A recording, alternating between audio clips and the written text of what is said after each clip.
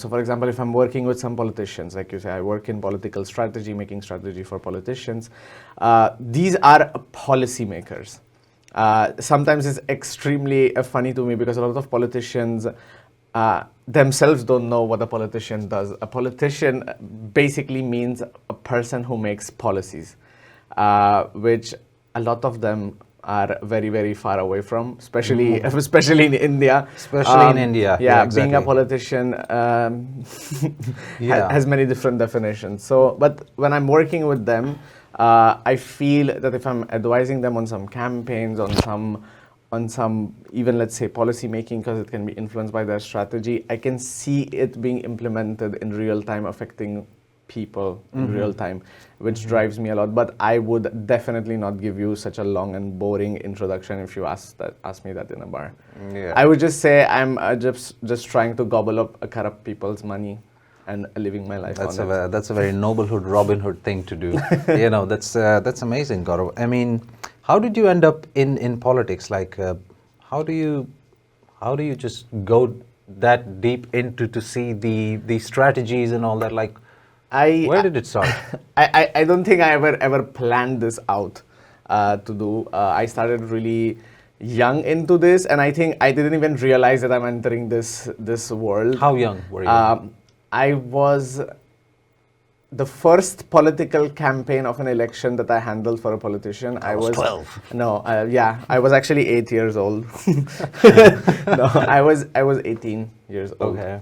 When I handled my first political campaign. But I entered this world because in my house in Mumbai, where I grew up, every single morning, the only thing that's on TV as soon as we wake up is some kind of political news, and everybody is just consuming it like their favorite dessert. So you were basically fed into... Yeah, so I was always very, very interested in this. Like, I definitely preferred watching it. I enjoyed it. I was like, this is so dramatic. Especially, Indian politics can be...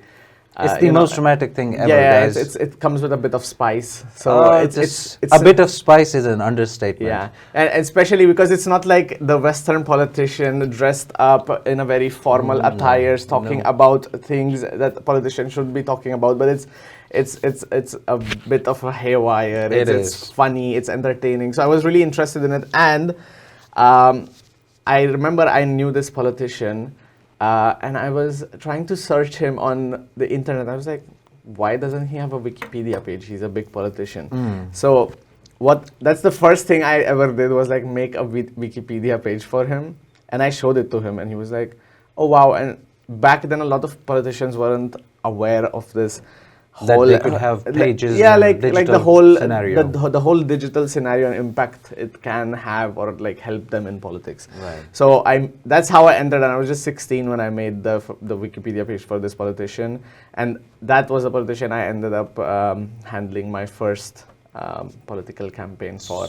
So yeah, that's how you stepped in, right? Yeah, that's how I stepped in. I just like grew. It went on from making a Wikipedia page to making making their social media accounts, to like making campaigns for them online, and they all took it very lightly. They were like, yeah, there's some just kid who wants to do it, why not do it, what harm can it do? But later, I think with the impact of social media also grew, they realized like, okay, this is like a big part of my social outreach. So basically, let's go back a little bit. So earlier political campaigns used to happen from distributing posters, airing on TV, advertisements, mostly word of mouth.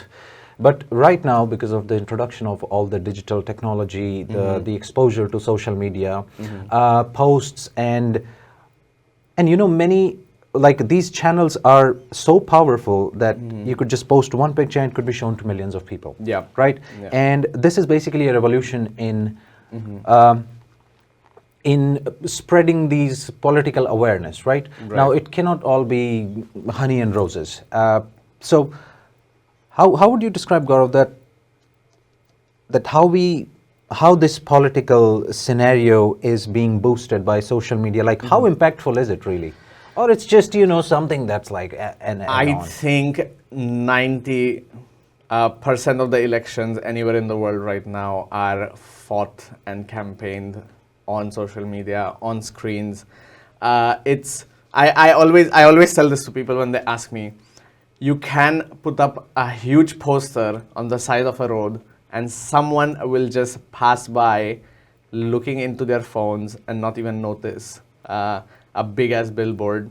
So it's much more important to reach that screen rather than that like a big poster on the side of the road. Exactly. So the way elections were fought, let's say like 10 years ago, or even like 5 years ago, is very, very different from how it is today. Most of the campaigning, most of the narrative that is set is done through the digital platforms, is done like the whole of your perspective building, your own character building as a politician or as a political party or as an organization is done online. I mean, if you think about it, what's the purpose of addressing a big rally with 100,000 people? Because you want your message to reach to 100,000 people. Now, if you can do that by sitting at home, of course, minus all the infrastructure. Of course, it's good. It's good to look at. It's a good show. It's like a show of power. How much actual support I have on ground. So it's never gonna go out of fashion. Right. I mean, it serves a purpose, and it serves a purpose. Really okay, look, 100,000 people want to come out of their homes to just look at me speak, or they support my party. So it's good for optics, but it doesn't mean it converts to votes. And at the end of the day, you can gather 1 billion people who can come out and look at you, but if they don't vote for you, it's not going to be It's all meaningless, because right after the election, you're just out of it. Yeah. Right. So it's meaningless. So now it's very simple. Like, for example, we can sit here, make a video, and with some tricks or whatever, you can make it reach to 1 billion people. Yeah, I mean, and if your content is good, sometimes it doesn't even take effort. If it's just good, it reaches people and it just fulfills your purpose. And there is a lot of data science that goes. There's a lot of work that goes behind it. People think, oh, like everybody's usually like, oh, politicians, like, you know, they're stupid, blah blah blah. I think it's one of the amount of work and people involved behind making a one person's campaign is immense. It shocks people. I've had friends recently, last year there were the general elections and also the local state elections. And one of my friends actually, he was interested. He was like, oh, let me come see actually, because he knows that I do this political strategy, marketing and stuff. And he came to our office to see, and he was just utterly shocked of how much precision there is, how many people are involved, how much different modules are being taken care of. It's absolutely haywire. But like that's what excites me. Right. So to make it a little bit more understandable for a person who has no idea about political campaigning, what, like, how does it begin? Give me like 4 or 5 steps. Okay, you do this, and then ultimately the result is either the guy wins or he doesn't. So where do you start? Let's say I'm doing your political campaign. All right. Okay, like Dipanshu for president. I don't know. For president, yes. For president, exactly. Polish president, actually. Okay, sure. Still learning the language, but let's say. Sure. Step by step. You have to go beyond Dzień dobry if you want to become the president of Poland.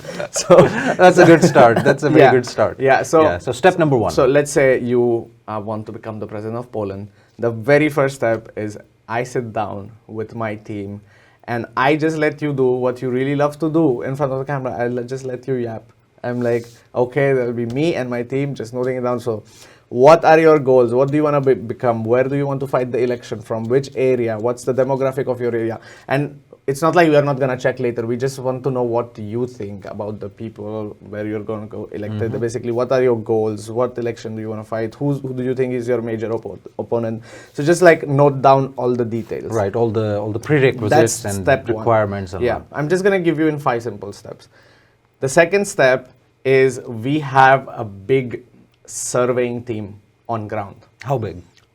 In Mumbai, we have on standby at least 100 surveyors. Okay. That are on ground. But we do like smaller pockets. We have done surveys for all of Mumbai, so for some different cities too. But so we'll send some surveyors on ground, which will go on, and there's a method of survey. I'm not going to get into details, or it's going to eat up a lot of time. But they'll be going on ground.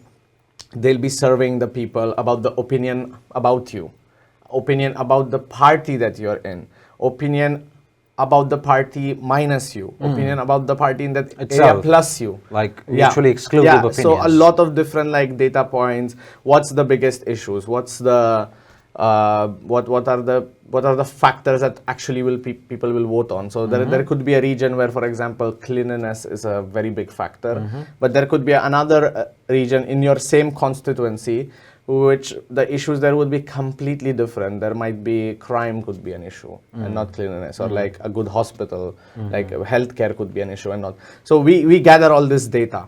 What we need to make any campaign, I think not just politics, any campaign you need a lot of data. Right. And we don't trust any other, so we send our surveyors. That's step 2.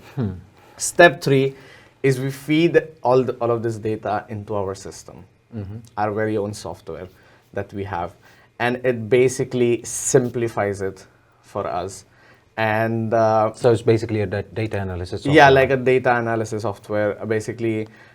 And we give it like an APK app on your phone, and it will be so easy. So if you are going, let's say, to Ohata, you could like open your phone, you could like check, put in the street you're going to, and it will give you, okay, who are the 3 community leaders here? What are the top 3 issues? What are the election results from the last elections in this particular region itself? What does our survey say? So just you can like take a look before you're on the way to Ohata, and you will know what to speak about. Right. You know what's going to resonate with those people. So 3rd step is data analysis. 4th step, then we sit down and start designing the campaign. So basically we create your manifesto, we create what kind of programs you want to do, what kind of community events we want to do, what kind of interactions we want to do. And in India, politics gets really dirty. So I don't know if I can say it on camera, but there's a lot. It's very intricate. It's like it's almost like sometimes you have to send people in the other campaigns to see what they are doing. If we just had a campaign, we have like people reviewing, like just going around asking on a tea stall, like, oh, what do you think about that? And there's a lot of like general opinion collection. General opinion collection, also feeding. So we are seeding. So you know how it is in India, for example. Like you are on a tea stall, just sitting, and you're like, oh, what do you think about this guy? But we'll have a guy on purpose who'll be like, oh, I think Dipanshu is good for this. He wouldn't even know you. So basically, he's planting that idea in people's head. And the 5th is execution and consistency. So we have to run your campaign, execute it as we planned, and it has to be consistent. And when you're running a political campaign, there are no days off. There is no Saturday and Sundays. There is no 9 to 5 or 5 to 12. It's all the time. You are locked in. Your only aim is on the day when the votes are counted, it needs to go past the threshold. Until they buy or they die. Yeah, basically. So that's what's exciting. So this is like the basic idea. And there's a lot that goes behind executing these 5 steps. I mean, but this is like the basic. Even to summarize it, it's like, we could just like talk for an hour about this one. Yeah. I just want to know a little bit more about the execution part. Like, how do you actually execute? You start posting social media posts, or you execute it on the ground? Or like it's a combination of both? It's a combination of both, but I think recently it's getting more and more focused on, on the digital side. So, for example, I can give you an example of what we did in the last election. This guy who was supposed to fight the elections, there is a big fisherman community there. In Mumbai? In Mumbai, in that place where he wanted to fight the election. Okay. Now, you can do 2 things. You can invite or create an event where he's communicating with all the fishermen, and you can go out and do this effort of gathering all the fishermen, all their timings, their personal time, catch all the fishes, your votes, gather them at one place so that like they can sit and hear what ideas he has, and that can get very traditional and boring. What we did was we asked a couple of fishermen we were like, we want to actually see how you fish. We want to see what a day in your life looks like. And he will come along with you so that he can live that life with you for a day and like see it firsthand what kind of hardships you go through. Yeah. And it was extremely surprising for us. It's like as good as like going to a market and you buy fish and that's it. That's all. But we went on the boat and of course we were recording this with like mics on people and it was just normal, genuine conversations that they were having. So we went into the sea, they were fishing, they show us how they lay down the nets in a very big area. It was in the Arabian Sea, off the coast of Mumbai. And it was so hard because they did like a shorter version for us because of time constraints, but we had the net laid out for like 5 hours and there was just so less fish that we caught, but we still caught. And then, of course, they started talking about the issues they have, like how it's not regulated, like about their health insurances and this, that. And it was just very, very genuine. It was very, very natural. And when we put out that video, it went absolutely viral. And not just in the fisherman community in that area, just in general in the fisherman community along the coast of Mumbai, just everywhere. And people were just genuinely like, wow, okay, someone's like taking interest. I actually went and saw firsthand. So that resonated better than to collect all the fishermen and then give a boring speech and then just like have a give them some tea or something like that. It just doesn't work. Yeah, so it doesn't work. This kind of gives us a perspective on how powerful this social media can actually be. And if you guys really think about it,